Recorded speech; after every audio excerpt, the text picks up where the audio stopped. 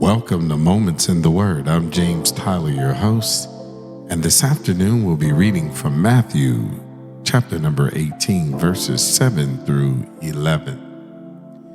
Woe unto the world because of offenses, for it must needs be that offenses come, but woe to that man by whom the offense cometh.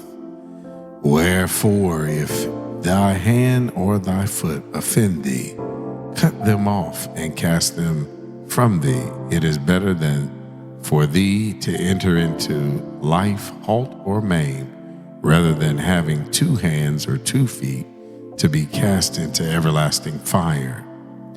And if thine eye offend thee, pluck it out and cast it from thee. It is better for thee to enter into life with 1 eye, rather than having 2 eyes to be cast into hell fire. Take heed that ye despise not one of these little ones. For I say unto you that in heaven their angels do always behold the face of my Father which is in heaven. For the Son of Man is come to save that which was lost.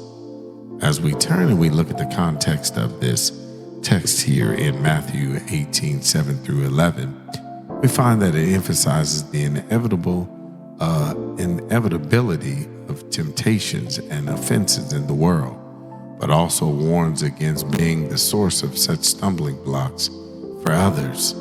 And as we look even further into this and how it applies to us today, we must recognize that our actions and words can influence others. Strive to avoid behaviors that might lead others to sin or cause them to stumble in their faith. Understand the gravity of leading others astray. If we realize we've caused someone to stumble, we should seek to make amends and guide them back to the right path. Regularly reflect on our own lives to identify and remove anything that causes us to sin. This might mean making difficult choices to distance ourselves from certain habits, environments, or even relationships that lead us away from our faith.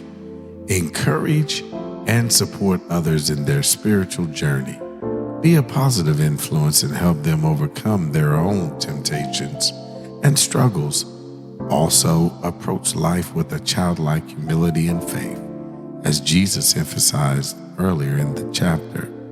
This helps us rely on God's strength rather than our own. And as always, by integrating these principles into our daily lives, we can foster a more supportive and spiritually healthy community.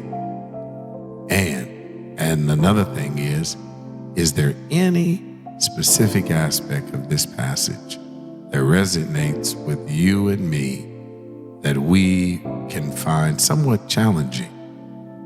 I'm James Tyler, coming to you live from the Castle Studios, and welcome again to Moments in the Word.